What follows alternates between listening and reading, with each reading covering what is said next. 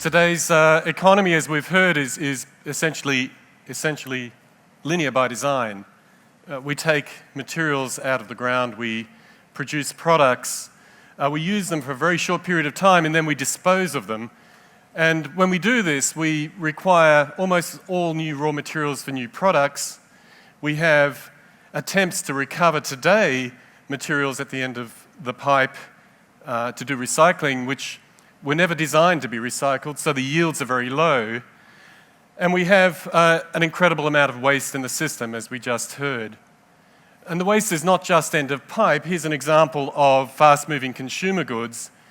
We produce $3.2 trillion worth of fast-moving consumer goods every year, and $2.7 trillion of that goes to waste, to landfill or incineration every year. So the end of pipe waste is phenomenal. But it's also structural waste. If you think about some of the key sectors in the market, if you think about mobility as one example, cars are parked 92% of the time. In Europe, when people use their cars, typically it's only 1.5 people in a car at any point in time. In the USA, when people commute, they commute 75% of the time alone. Cities are consumed with car spaces for car parks and for streets that are not fully utilised. And cars, as we have today, with internal combustion engines, have very low efficiency ratios. If you think about the built environment, the buildings that we use and we exist within, they're very, very wasteful in the construction phase and also in the deconstruction phase. 30% of waste going to landfill comes from the built environment, from buildings. And we don't utilise these buildings to their full potential. 40 to 50% of commercial buildings in Europe are empty at any point in time. And we have a glut of residential building space with some 11 million homes lying idle in Europe alone. So there's a tremendous amount of idle, unutilized capacity within the system. Food's another example. We have over 100 million tonnes of food waste in the EU on an annual basis. Around 30% of food in the food value chain is lost to waste, 49% of vegetables in the EU. So there's an enormous amount of loss of food in the system that we have, and there's a lot of inefficiencies and waste that we can see in all sorts of different ways. Also, we're starting to see an increased awareness of the increasing supply limitations. So the European market, again, is an enormous importer of raw materials, and there's 22 materials that they have on the critical list of availability in the future.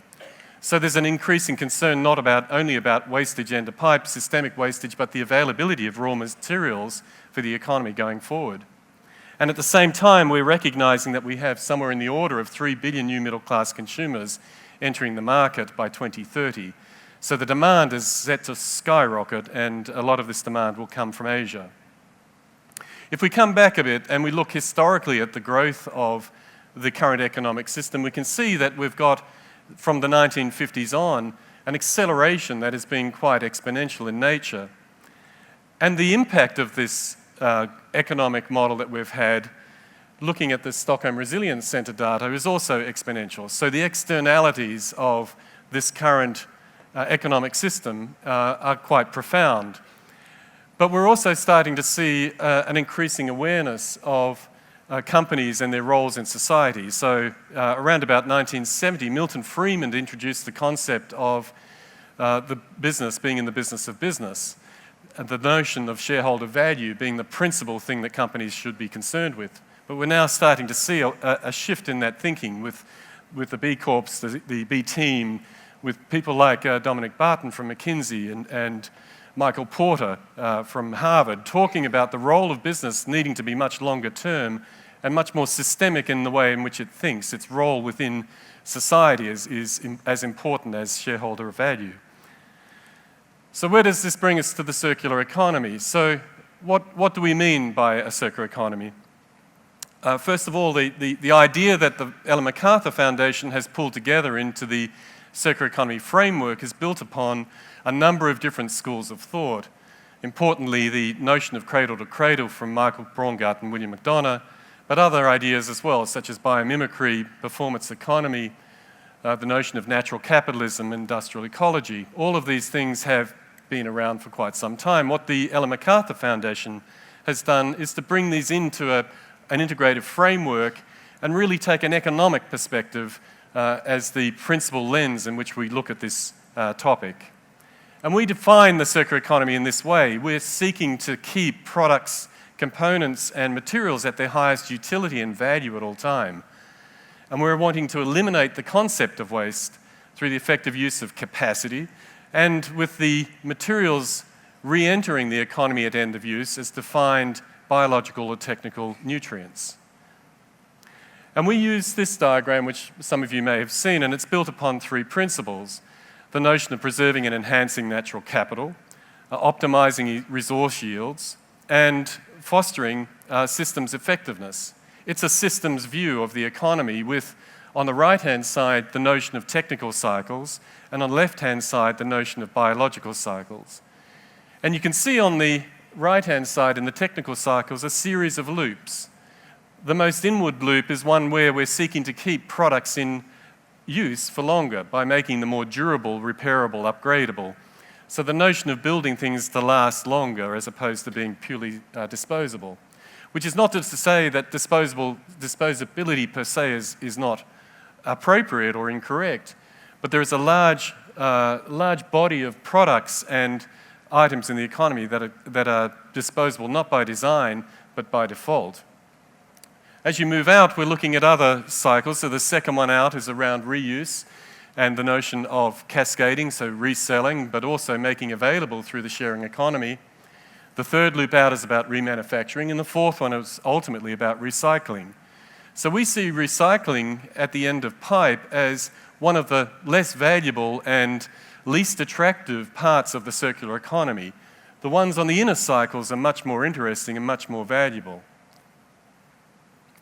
So what's the opportunity? At the Foundation, we've been very interested in three questions. The first two is, given this model, how can it profitably decouple? Can we profitably decouple economic growth in the future from the reliance on new raw materials? So can we decouple? The second one is, can we substantially reduce the impact of negative externalities? And the third one is, can we actually see this being implemented? And can we see a transition that is exponential in nature, that is able to meet the challenge of exponential growth that I showed you in the earlier slides? Let me talk about the first two for a minute. We spent the last 3 years working on a series of reports. The first one we did was about durable goods in Europe. These are products like mobile phones, small vehicles, washing machines, etc. The second report, the blue one, is looking at the global fast-moving consumer goods sector. So these are products that last typically less than 1 year, so they're products in supermarkets, clothing, etc. And thirdly, we looked at the topic of global supply chains and some of the challenges and opportunities of getting this model to work in those supply chains. The results of the first two reports were really quite astounding, and we were just at this stage looking at the material substitution values. So if we apply the levers that I talked about, and we just look at the value of reusing materials and keeping them at higher utility, what would that be worth? And on the left-hand side, you can see for durable goods in Europe alone, this was $630 billion per year. And on the right-hand side, this is looking at fast-moving consumer goods globally. It's $706 billion per year, material substitution value. So $1 trillion, more than $1 trillion worth of value in those two sectors for material substitution, not taking into account all of the externalities and other things. More recently, we've done a report which we launched in July, which was wanting to look at the externalities and to look at some of the other issues we hadn't got to previously in the work we did with the World Economic Forum. And in this project, we wanted to understand better the value of releasing and capturing some of the idle capacity in mobility, in built environment, and in food. We wanted to also understand what the role of technology is in enabling this transition and the extent to which this could lead to exponential change. We wanted to better understand the notion of decoupling of materials. We want to understand the impact on GDP, on household expenditure, and on employment. So we were taking a much broader view of if we apply these levers, what does it mean for the European economy by 2050? And we engaged 5 universities. We worked with McKinsey. We did 150 interviews with companies. It was a very extensive study, and we timed it just for the release of the report so that it be taken into the EU Commission's consideration of circular economy policy making. And what we demonstrated quite definitively was that whether you look at household disposable income, whether you look at GDP, whether you look at the other cash out costs, the environmental impact, the CO2 impact, these are all very, very positively affected by the application of circular economy levers. And we did 2 scenarios. The light blue shows the scenario of running forward as is and the application of technologies without applying the circular economy levers. And the dark blue on the right shows what the impact would be with the circular economic levers applied. And in total, when we added this up, this equated for Europe to be a $1.8 trillion additional value to the European Union economy by 2030. This was fairly impactful because we, as I said, we timed it for the release of the European Union considerations consultation on their policies for circular economy. And here you can see Vice President Timmermans of the EU Commission launching the consultative process and fully endorsing the circular economy as crucial for the future of Europe. On the same day, he was joined by 3 other of the commissioners, the Commissioner for Environment, Commissioner for Small Business, and the Commissioner for Enterprise, all 4 of them 100% endorsing the notion of a circular economy as being crucial to Europe in the future. So I think what we've done through the work with the World Economic Forum and more recently in Europe is to provide the economic analysis and quantification of the benefits of a circular economy in a way that's fairly compelling. The question then comes, how quickly can we implement this type of model? Can we actually implement globally at scale? So thinking about this, we have different types of companies and organizations we work with at the Foundation. And if we think about the large incumbent companies, many of these we work with today, and many of them are being very innovative in their application of circular economic thinking. And what's interesting about this group and the others, this is just a small sample, is that they have massive reach in terms of supply chains and in terms of customers. Unilever alone impacts 2 billion customers per day with their products. So if we're able to shift their behavior and their thinking about the circularity of their packaging materials, it has a massive effect in the economy. Philips is a company which is working on performance models. So they're looking to ways in which they can provide light as a service rather than selling light globes and light fittings. Similarly, they're looking at their medical equipment and their high-end medical equipment and providing that as a service model as well, but designing the equipment so it can be remanufactured and upgraded and repurposed. So they keep the materials and the products in their ownership, but they provide it as a service. Others, such as General Motors, have been radically reducing the number of solvent suppliers that they have, the chemical suppliers that they use. So they've taken the number of suppliers down from thousands to down to tens of suppliers. And what they've done is they've shifted their model where they no longer buy the chemicals, they actually lease the chemicals. And the companies take them back after use and then repurpose those chemicals and take them out to be used again. There are many other examples. We also work with Renault. Renault's a very strong remanufacturing company. They have a very strong interest in the remanufacturing of drivetrains, engines, and components. And for them, what they're doing is they're actually forming alliances with scrapyards so that they can actually get these materials back, these components back, and they remanufacture them. They're able to remanufacture them, retain the majority of materials in these products. They're able to sell them at 30% less. They're able to use 80% less energy in remanufacturing and make 50% more profit. So there are many examples, as I say, there are hundreds that we've built as cases in the incumbents in the Foundation. And the interesting thing about these is none of those examples that I have given you have been done for sustainability reasons. These are core business models and strategies of the companies, which are decoupling them from raw materials and coincidentally having very, very strong byproducts. Incumbent disruptors are also potentially very important in this space. Companies like Google, who's one of the world's largest procurers of servers, can influence their supply chain dramatically. Apple, who produce products with beautifully high quality materials, but are now looking at ways of getting these products back and repurposing them more. Tesla we know of and their shift towards distributed energy. Jabil, I'm sure many of you would have never heard of. And Jabil is a supplier to many of these companies, to Google and Apple and others. They produce electronic equipment. They're an $18 billion company. And they recently acquired a company called ATMI. And ATMI is very interesting because they have a technology that allows you to recover rare earth metals, gold, silver from electronic waste. But this is done at room temperature in non-toxic materials. And instead of getting 40% recovery, which you do 40 to 50% through smelting, they get 99.9% of gold back from the processes that they've applied. So Jabil is scaling this across the US. And this is going to radically transform the way in which e-waste is treated in the US and eventually globally. You all know of Airbnb, but I put this up as an example of an emerging innovator that's been able to scale very, very rapidly. In a matter of few years, they've been able to become the largest hotel company on the planet without building a building or buying a hotel or owning any hotel rooms. So they're applying technology in a way that is able to release this idle capacity. And what's very interesting about this is that there's been no education of consumer behavior in this case.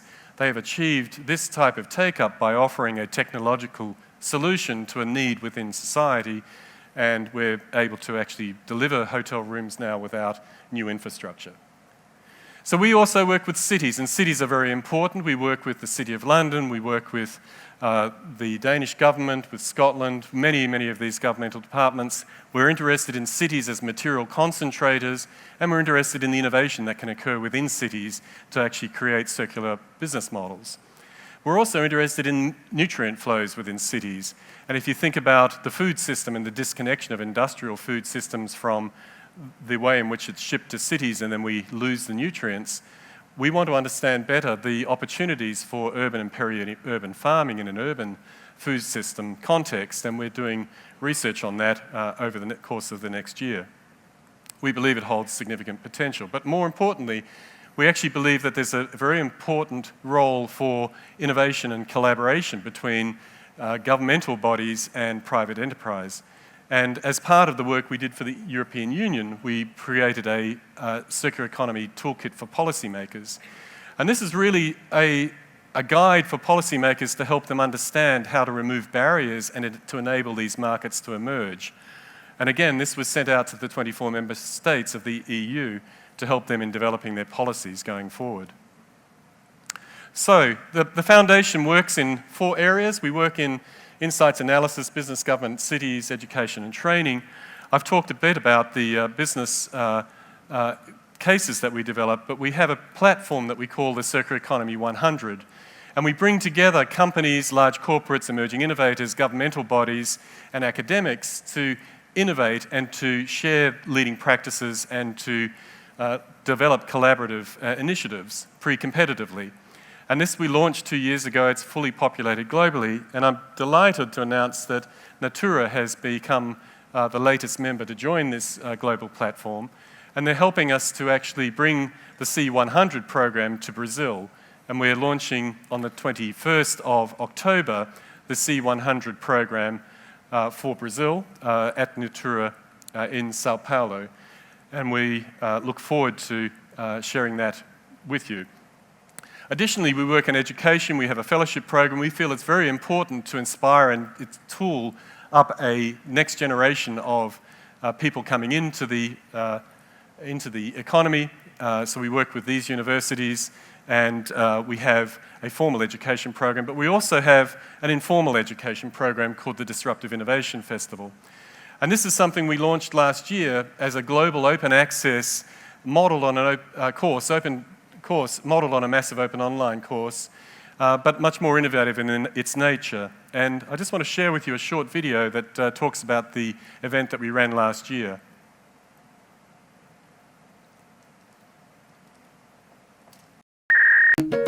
Hello everyone. Thank you everybody joining us on the web. And welcome to the 2014 Disruptive Innovation Festival. The future of work and jobs is going to look profoundly different. How can we take this light bulb and put the internet into it? What if we actually disrupt the process of innovation itself? So iFixit is founded on the idea that the economy could work differently than it does now.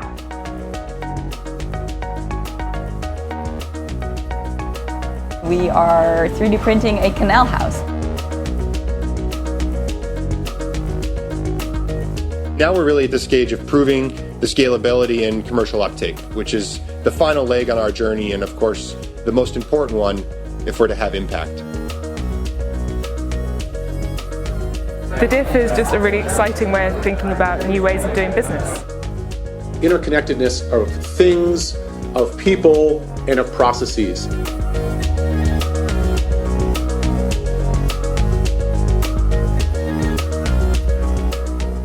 And I think that ability to be able to change quickly, the ability to be able to use communication and technology to share those ideas, sits at the heart of what the Disruptive Innovation Festival is all about. This is not over.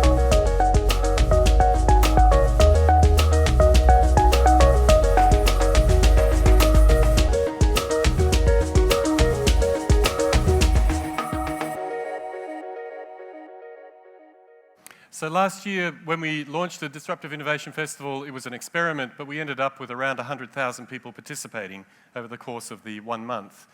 It was a fabulous success from our point of view. And what we were seeking to do was to take the idea out broadly, but also to try to surface disruptive innovators that are otherwise difficult to find. We're again doing it this year, as we said, and we'd be delighted to have any and all of you to participate. And also we're, as I mentioned, honoured and privileged to be working with Natura in Brazil, and we'd be delighted to work and talk to any of you about the launch of the C100 satellite here as well. So thank you very much.